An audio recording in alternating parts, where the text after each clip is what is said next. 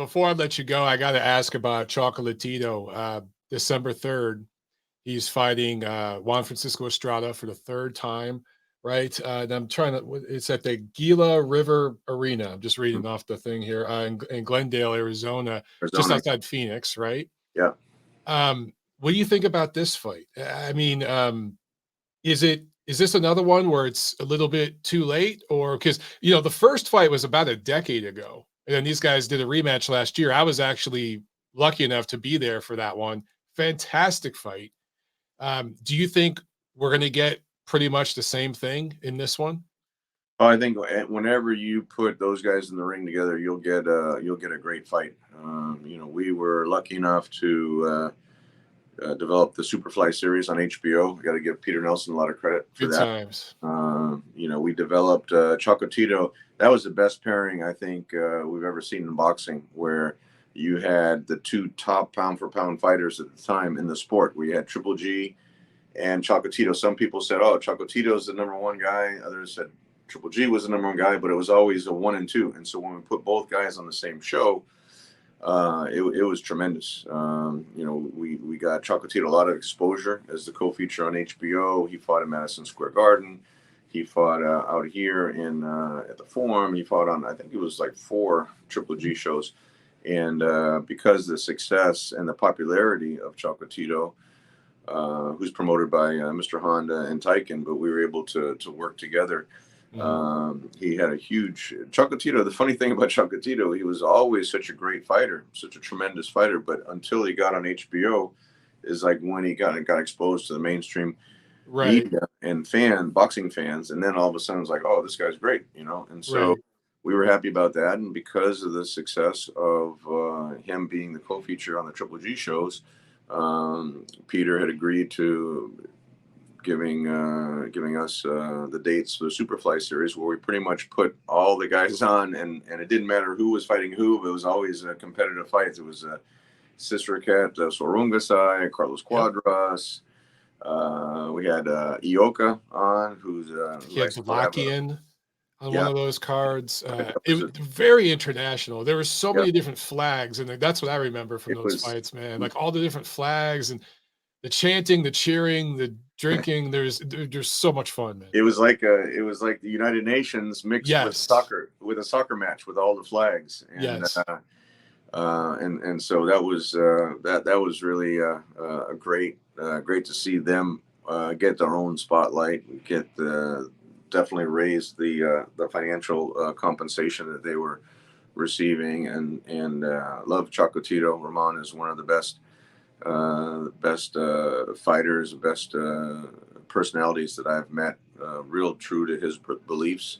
And it was just an honor working with all those guys. And the great thing is that we were just putting on every different fighter. It didn't matter what promoter they were with. We were working with the promoters, the managers, and just to put on the best shows. And I think we accomplished that. And that's why I'm happy to see that show coming up again. They definitely deserve it. Matchroom has kind of taken over the mantle with taking the lead with Chocolatito and putting Estrada on and that type of thing. So I'm happy Eddie's continuing that, the spotlight on those small divisions.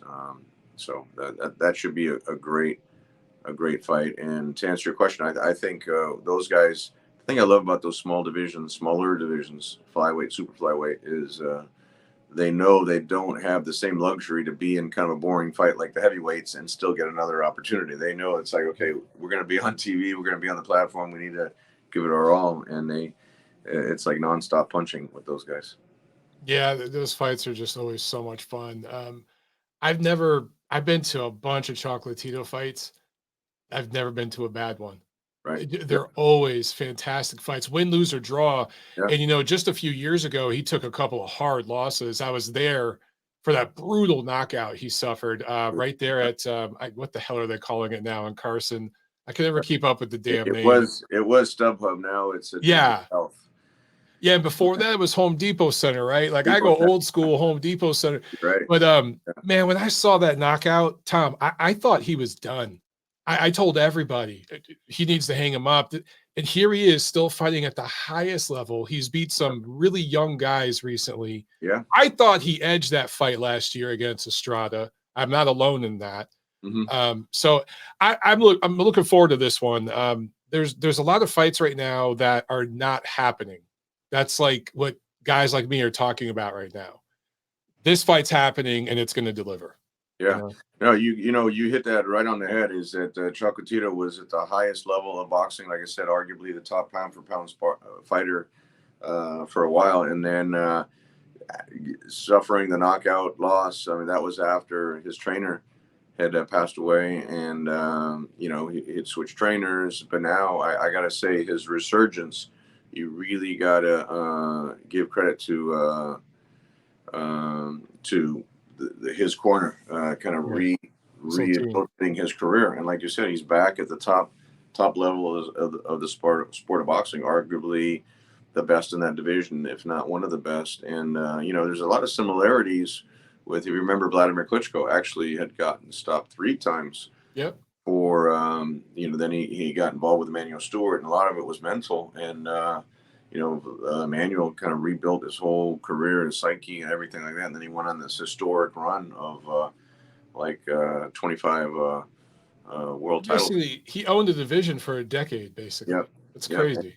And Chocolatito, again, same thing after suffering that loss. But now, I agree with you. I think he edged that last fight. Very, very close fight, but I think he edged it against Estrada and beating these young guys.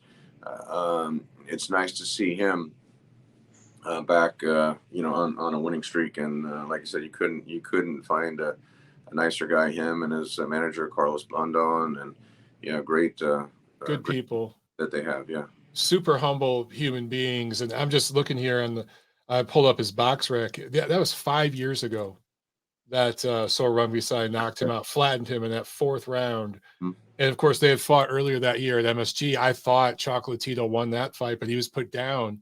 That's interesting. You know what? Yeah. Just to touch on that, also, I also thought that Chocolatito won that fight at MSG. That was on the co-feature of the Triple G. I think Jacobs fight. Jacobs, Triple G Jacobs, yeah. And that was, which goes back to the beginning of our convo. So we do a full circle here. That was a mandatory with Sistercat, and if he had won that fight, then there would have been no reason for a rematch, and he would have gone on to fight somebody else in the next fight. So it's funny how one fight can definitely affect the next fight, or even a fighter's career, if it was just like 1 point difference or whatever. Right. So, well, we've talked before about how the Adelaide Bird thing we basically rewrote boxing history for the next 5 years. I mean, it did, because if he had gotten that first decision, which I don't, any unbiased person, I think concedes that Triple G won that first fight, and then that would have been changed the whole negotiation for the second fight. And then, we know what happened the second fight when it got postponed, but it really has a big ripple effect, or can have a big ripple effect, not only on that one fight, but on a fighter's career and on boxing in terms of that division, how everything played out. Yeah, it's crazy how one night and one really bad decision can alter the entire sport for years, and we've witnessed it several times. I mean, you mentioned earlier that you started working with Gennadiy a decade ago. That's crazy. It's already been a decade. 2012 when he made his I remember that like yesterday, his HBO debut. We were begging everyone. Begging HBO, begging Showtime, begging Epix back then. Actually, Epix. Epix. Showtime was going to give him a date in April, and then somehow that didn't work out. And then the Proxa fight, through a lot of different machinations, he actually wound up getting that fight against Proxa. If you remember, if you want to just go back through the history, it's going to be the people that were going to get that date was Daniel Gill against Pirog. And then and Gennadiy was going to get the mandatory against Felix Sturm. And the only way the WBA, they gave him like 2 years worth of exceptions. The only way the WBA said you can avoid Triple G fight one more time is if you had a unification fight. So he actually paid Gill more to fight him in Germany, then to fight on HBO, and then that left the spot open with Pirog. And then HBO said, "You want to fight Pirog?" I said, "Fine, there's no problem." Remember, Pirog knocked out Danny Jacobs, and a lot of people didn't want to fight him, and that's why Gil thought that would be an easier fight, go to Germany and fight Sturm, who he actually beat Sturm at the time. And then so Triple G was going to fight Pirog in a unification fight for that elusive WBO title. If you remember, that was a WBO title we could never get because it got kind of hijacked in a different direction. Right. And Pirog got injured, and then they put us in. I remember Gary Shaw put us in with or Artie Pluto. I mean, they were kind of working both on the date against a totally different style. Proxa, left-handed southpaw boxer versus Pirog, big right-handed puncher. And Triple G looked fantastic in that fight. And ever since then, he was a star on HBO. It was so fun just to be a part of that ride. And now you see it kind of in the, its last vestiges, the twilight, and it's kind of bittersweet. But, to go back to 360 Promotions, you're bringing up these young guys, and on it goes, this thing of ours, right? On to the next generation. So it's fun developing. It was fun with Triple G when, developing him when people didn't know who he was, and you say Triple G and like, oh, I think I heard about him, or, we had great merchandise at the time. Maybe I saw someone wearing a Triple G hat just like on the street, like, oh, okay, they're so you saw the brand growing to the point where he was selling out arenas all over the world, where, a lot of fighters like to criticize, different parts of his career, but then other fighters never left their home country or their home state or even their hometown. So, Triple G was one of those guys willing to go out on the road and fight literally whoever would get in the ring with him. And that was great. Before we end, I also want to give a shout out to Ali Akhmedov, who had a nice win over absolutely Gabe Rosado, and he trained with Triple G up there in Big Bear, and with Jonathan Banks, and Ali's one of those younger guys. I think he's like 26, 27, somewhere in that range, and he's an up and coming guy that we have a lot of high hopes for. He's with Triple G Promotions, but he had a nice win over Rosado, and I think he, can kind of carry on. With Gennadiy opened up a lot of doors. Look, that was part of the problem when I was meeting with HBO and like I said, in Showtime, and Gennady's English really wasn't very good, and they're like, my pitch to them was basically, okay, here's the WBA champion. He's from Kazakhstan. He'll fight anyone. He doesn't need a lot of money. He just needs, the television exposure. And it was really kind of an offer they couldn't turn down. Although they were like, Kazakhstan, where is that? Like, who's gonna come see him fight? And that type of thing. I had the experience with the Klitschko's, but Ukraine and being a heavyweight, and especially Vladimir, heavyweight gold medalist, that was a lot easier sell at the time. And they spoke English, and Vladimir even more so than Vitaly, but. Middleweight from Kazakhstan who didn't speak English very well. They didn't really know what to do with him. But again, it was once he was in the ring, once he got the exposure, once I was able to open the door for him to be over here in the States. I mean, he was with Universum before in Germany, the biggest promoter, arguably the biggest promoter at the time in Europe, and they didn't really know what to do with him. And so when I brought him to the TV companies here, it was like, look, this is again, I don't know how they could turn it down, but somehow they figured out a way. We met with him in January, and it was until September where he got the date. And then once he was on HBO, then the HBO fans were like, oh, we want to see Triple G again. And then he fought Rosado after that, and then it just like then he became the hottest thing in boxing after that, because every time you saw a Triple G fight, just like you said with Chocolatito, you've never seen a boring Chocolatito fight. That was part of the allure. Is Triple G knew and able at the time instilled in him. Look, you're putting on entertainment. You need to be an entertaining fighter. There's like thousands of fighters out there. Why should they tune into your fight? And so he always went in an exciting fight. And so anyone that bought a ticket or tuned in to HBO or one of the pay-per-views, they knew they were getting excited. You've never seen a boring Triple G fight, and that was part of his allure also. Not only that he was willing to fight everyone at the time, but that he was always an exciting fight. Yeah, and you mentioned the 1-2 punch. I mean, I really think the game plan that you, Abel, Sanchez and Gennadiy Golovkin kind of came up with, in the way you guys marketed him, the way he got in the ring 3-4 times a year. And then when Chocolatito got in the mix and you had the big drama show, the little drama show, this isn't hyperbole. This isn't me kissing ass, Tom. You guys really changed the culture of boxing in a lot of ways. And now there's fighters coming from Kazakhstan, Uzbekistan, all the stands all the time. And American fans are open to it. And American networks are open to it. Importantly, And absolutely. the little guys are getting more love. You're Bam Rodriguez is a guy that's on the zone all the time now. Just got the co-feature. That wasn't happening 10 years ago. That first, you're right. The first Chocolatito Estrada fight, that was in Los Angeles. Los Angeles fans got their first look at Chocolatito, but that wasn't all over American airwaves. It took years after that.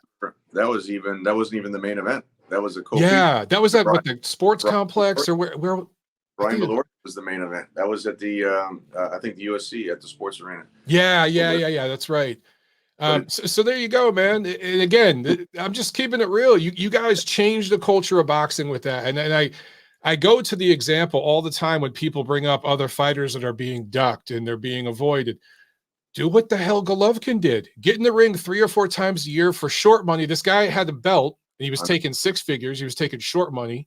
100%. He wasn't getting 7-figure paydays. There were a lot of times, Michael, there were a lot of times we had to fight the challenger. Can you imagine this? A challenger for a world title, the same amount that Gennadiy was getting as a champion, just to make the and that we've talked offline about that stuff for years. And I don't give the specifics on my show or the actual numbers, but correct me if I'm wrong. I don't think Golovkin made a 7-figure purse until after the Rubio fight. I think it took that long. It might have been the Lemieux fight. He got close with the Rubio fight. But that just tells you he had had a belt for that long, and he was fighting on the HBO at that time. They were the king. They were the top dog in the boxing food chain. And he was headlining shows, and he was really the most value for your buck in all of boxing. That's why HBO loved him so much. Well, that was the formula, is that he wanted to fight. He wanted to do title defenses. That's how he got so many title defenses racked up, because he wasn't saying, okay, I only want X amount of dollars to step in the ring. But that's what built his allure. Is like we were either announcing his next fight or talking about his last knockout. There was no like gaps in between. Yeah. And, I think that's a huge lesson for young fighters, is if you want to build, it's not complicated. And then eventually, he got the huge paydays with the Canelo fights, with the pay-per-view fights that we did with Lemieux and with Danny Jacobs, and it comes, but you got to definitely build your fan base, and you got to remember to sell tickets. We sold out all, Triple G sold out arenas, whether it's Madison Square Garden, the T-Mobile. I mean, it goes on and on. O2 Arena against Kell Brock in Japan, he sold out the arena there.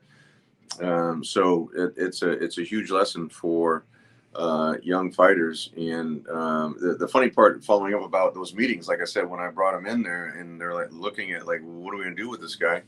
And then after that, after it became popular, it's like, oh, I got the next, everyone's telling me I got the next Triple G. I'm like, yeah, there's only one G. There's only one Triple G. Right. Good fighters from those countries, definitely like Usyk and Lomachenko, but I think Triple G really opened the door for those fighters from whether it was Ukraine or Russia, any of those former Soviet Union countries, especially Kazakhstan, that really people didn't know where it was before. He opened the doors for a lot of those fighters to be accepted over here in the U.S. and, more importantly, like you said, be accepted on U.S. television platforms to build. Yeah, like I said, it's been a fun ride, man, and it's going to be fun to see this next wave. But Tom, thank you so much for taking some time out to chat with me. Always do it again soon. Good luck on the card next month. Yeah, November 3. Don't miss it. November 3. We're going to do a lot more social media posts, but November 3 on UFC Fight Pass. If you're local here in LA, or we even have people flying in for those shows. Callum Walsh definitely has people flying in from Ireland to come see him fight. And, having Callum Walsh against Dylan Parsley, and then Sergey Boachuk against Aaron Coley. Like I said, Omar Trinidad's going to be on the show. There's going to be so many great fighters on the show. Don't miss that. November 3, it's a Thursday. and it starts. It'll start UFC. The doors open at 5 p.m. and UFC Fight Pass starts at 7 p.m. LA time. So make sure you get those tickets early because they're gonna sell out for sure for this show. Absolutely.